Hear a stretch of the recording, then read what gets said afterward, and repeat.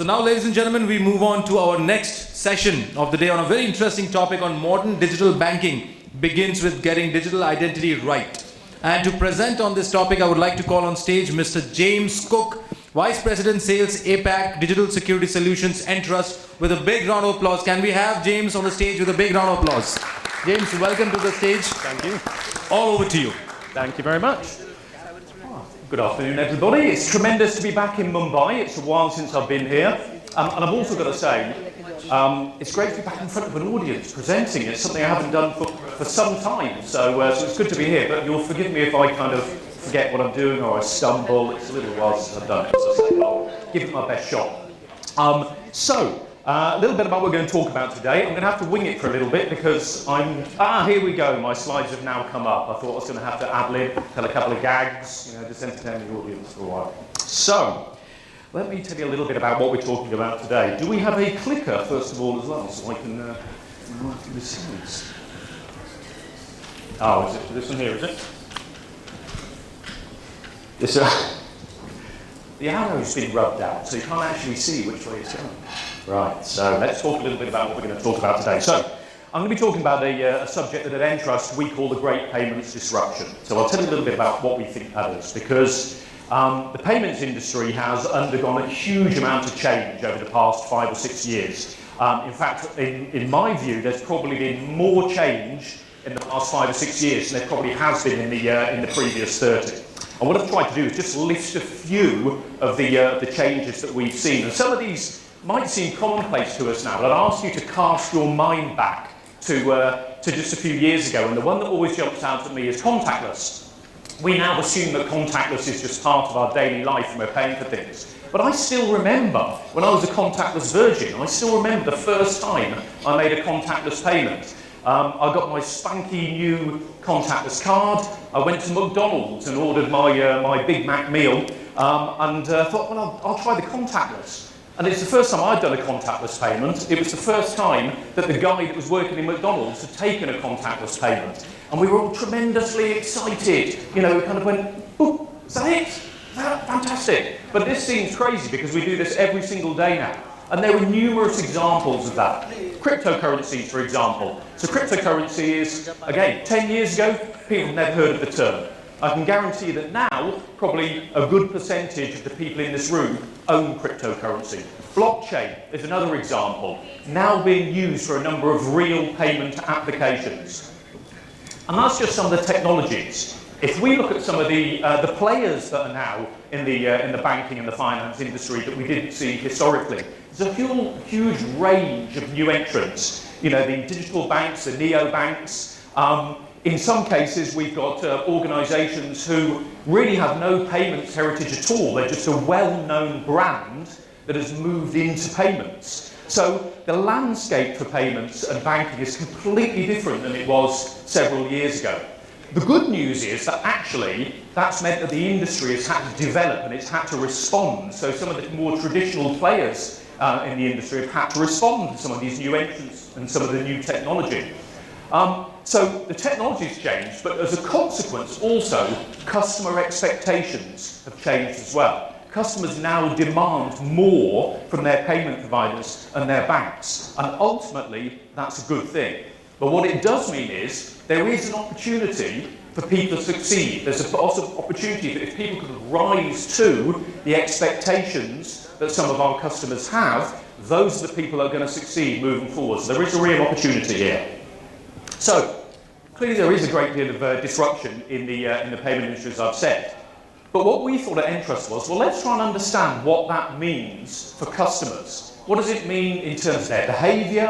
What does it mean in terms of their preferences? So as a consequence, we did some extensive research. It's a global piece of research, taking in multiple countries, just to get an idea of what does this mean for payments customers. And there's a few things, but I will say is while this is very much focused around banking and payments, most of the concepts that you'll see today could be applied across a whole range of different industries. So if you're not in the payments industry, don't worry, some of the content should still be relevant to you. So really what I'm going to do is I'm going to pull out some of the highlights of that survey, which I think are relevant, and I'll talk a little bit about how we think that influences customer behaviour, and then of course, I'm going to talk about what I think some of the solutions are, and as you would expect, I'm going to tell you how I think Entrust can meet some of those requirements. So, let's start off with a statistic.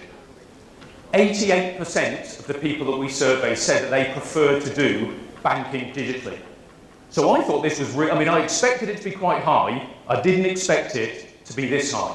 So what does this mean? Well, this means that a bank or a payment provider's digital capabilities become more and more important. This is really going to be the battleground moving forward. And why do I think that? Well, here's something that's really interesting, and I thought some of these statistics really surprised me when I saw them. So what I wanted to talk about here was, number one, what it is that's now driving people to choose a bank or a payment provider, but also what it is that drives them to change their bank or their payment provider. So let's start off with the first one on the left-hand side. What's the most important factor to people when they're choosing their bank? 15 years ago, what would that have been? That would have been interest rates, charges, all the things that we would typically expect. But look at this. This is completely different now. The two top factors driving people's choice of bank is their online banking capability and their mobile app availability, which is just a sea change from what we would have seen in the past. But perhaps what's more important is when we start looking at what it is that drives people to change their bank. Now, I'm pretty old, and I come from an era where you didn't used to change your bank. And in fact, I saw a really interesting and true statistic. I'm from the UK. In the UK, true story, it is actually you are more likely to get to change your partner, i.e. your husband or your wife, than you are your bank. That's a true statistic in the UK. So historically, people just didn't change their banks. They were very, very loyal. But for younger people now, they will change banks much more easily. And the things that drive their change are really something that, if we are in this industry, we need to be cognizant of. So the first two that you see on the list there, you would expect to see. They're around lower fees. But third on the list is that people will change banks because they perceive that the digital banking capability or the mobile app capability of a different bank is superior. And I think that's a really telling statistic. So again, this tells us that this is the battleground for banks and payment institutions moving forward. The ability to provide a digital banking capability that appeals to the requirements that consumers now have. That digital user experience is probably the most important thing that the banks can do now in order to retain and attract other customers. So I thought that was a really interesting piece of research. And I also just wanted to bring this back to Asia Pacific and kind of look at our region a little bit here. Most of what we see is pretty much the same as we've seen around the rest of the world. There are some changes, so generally around the Asia Pacific region, we tend to see more wallet providers, for example, than they would do in Europe. But most of the other things are pretty much what we would expect to see. But interestingly, the thing, and this is important because I'll come back to it, is the second point down there, which is the majority of customers in countries in Asia Pacific indicated that they want to do as much as they possibly can do online, which you would expect. But interestingly, they even said that they would prefer to open a bank account without physically visiting the branch. Now, of course, COVID has played a part in that. We all understand that. But it just demonstrates the different expectations and the change in user behaviour that we're seeing in banking these days. Because typically, that would always be something that you would do in person. If you opened a bank account, you would expect to go to the branch and do it. Partly that was technology driven, but partly it was just the psychology of that process. And I'll talk a little bit about technically how that's changing as well. So, hopefully we've established that a digital banking user experience is something that's very, very important to consumers these days. But there's always a yin to that yang, and that is security. So the biggest concern that customers have when they are considering using a bank's digital capability is it secure? So as you can see, most people believe that there are still some security risks, and probably with good reason. Because if we look at this statistic here, I thought this would be high, but I really didn't think it would be this high. So 42% of the people that we surveyed said that in the last 12 months they've been notified of some sort of security incident, which I just thought was staggeringly high. And why should this be important to anybody who's in this business, particularly in the banking and the payments business? Well, this is the reason. 67% of those people said they would change their bank as a consequence of that happening.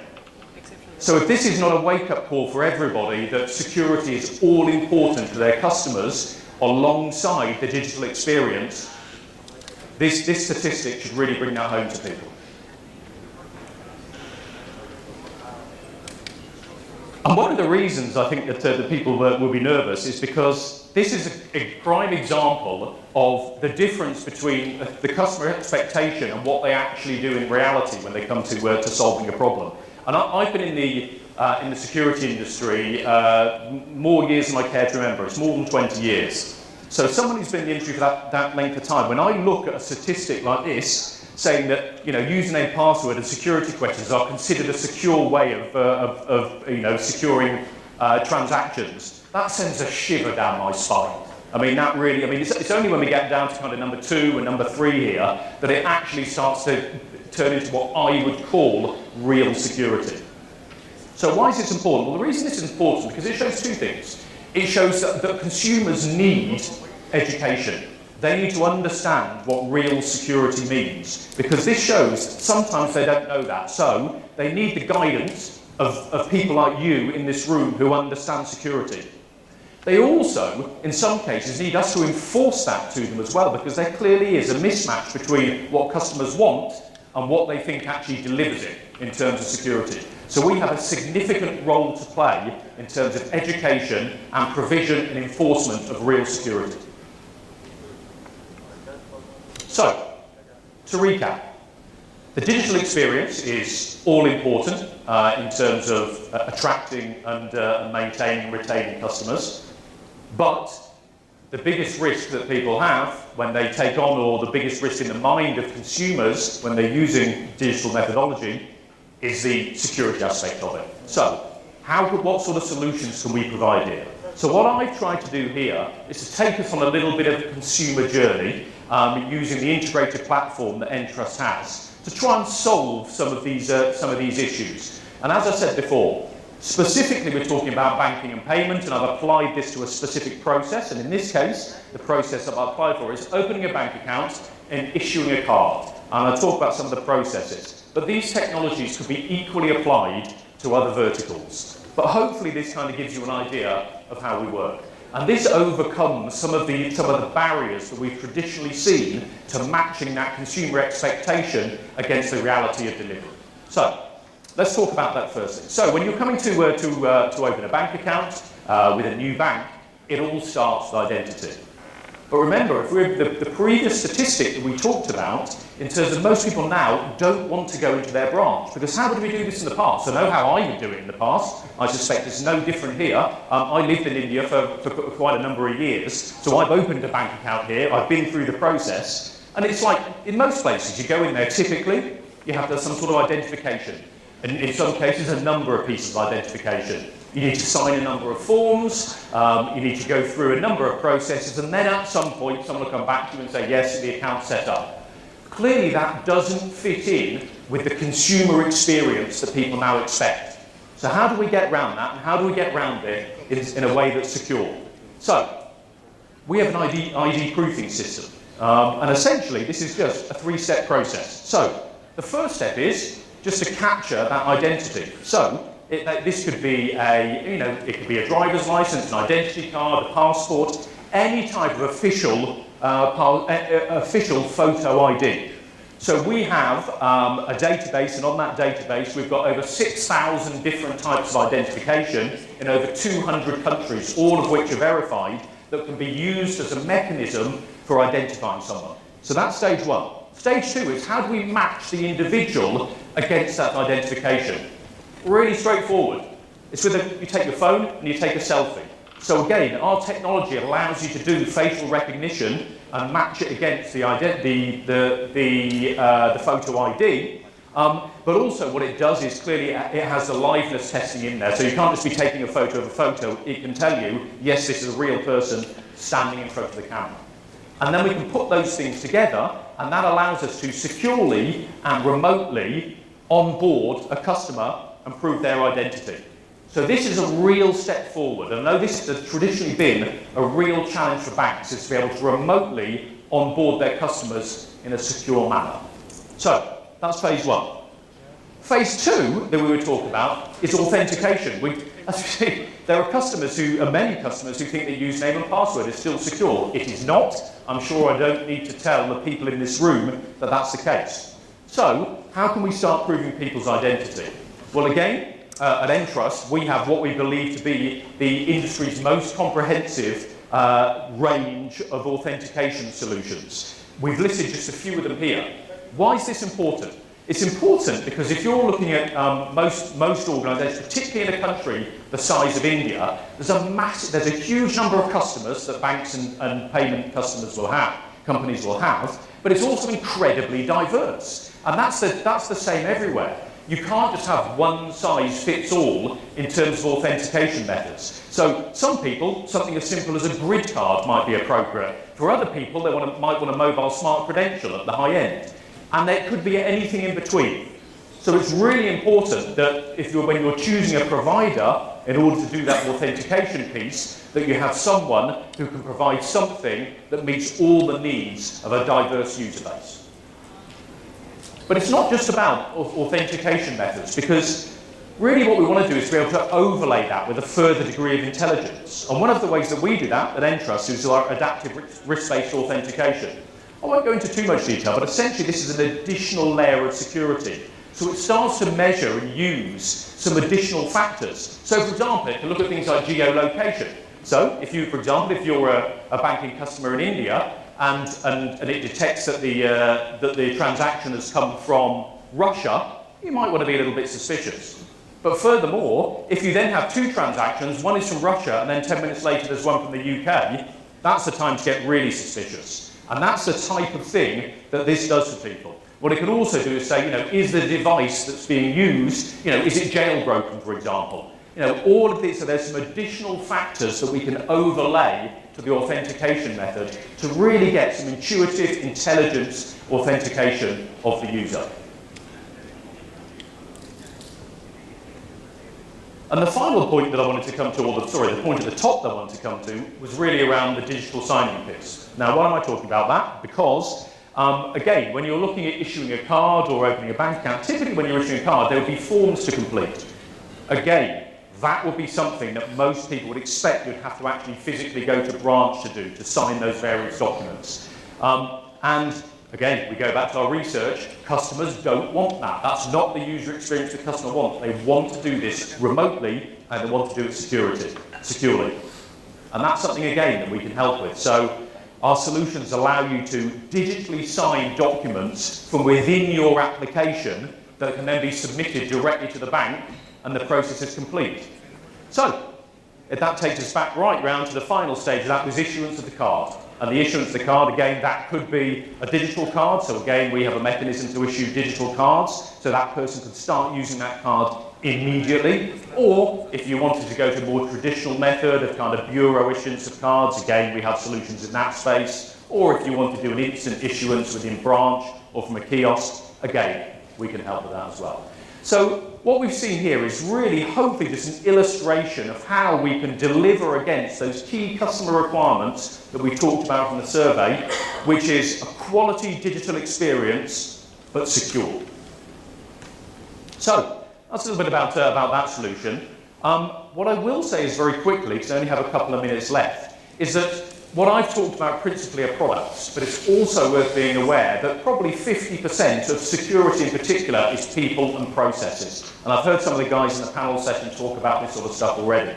So again, that's an area where we have a huge amount of focus. So I won't go into too much detail, but again, this is something that needs to be carefully considered. So finally, because I'm coming very close to the end of my time, I just want to talk very quickly about Entrust. So you've heard about some of the solutions that we provide, but some of you may not be familiar with the organisation. I just want to give you a little bit of assurance around who we are and what we do.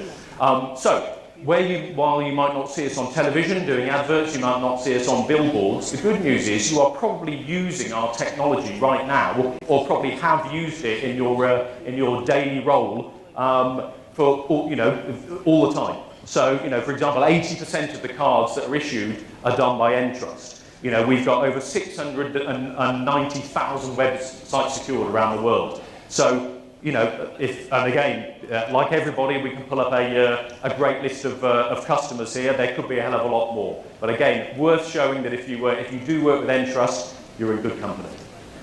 So that's pretty much me. That was a fairly short presentation. So that's all I was going to say. So I don't know if we have time for any questions. We got kind of 1 minute left. What do we think? I think we can take a couple of questions. We have a minute left. So any question, I would request, please raise your hand, introduce your organization, and please state your question. So we can take a couple of questions from the audience. Not all at once. Do we have any questions, ladies and gentlemen? All right, nevertheless, I think the whole team is available, and James himself is available, so we can always reach out to them offline after the session and also tomorrow as well. And they'll be more than happy to answer your questions offline and tell you more about their solutions and their products. So ladies and gentlemen, that was James Cook, Vice President, APAC Digital Security Solutions from Entrust. Big round of applause. I would now like to call Mr. Nilesh Khote, DGMIT and CISO from HDFC Limited to kindly do the honors of felicitating James. Thank you so much, Nilesh.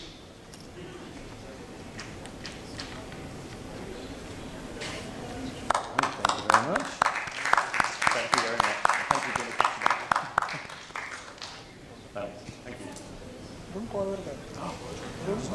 Awesome.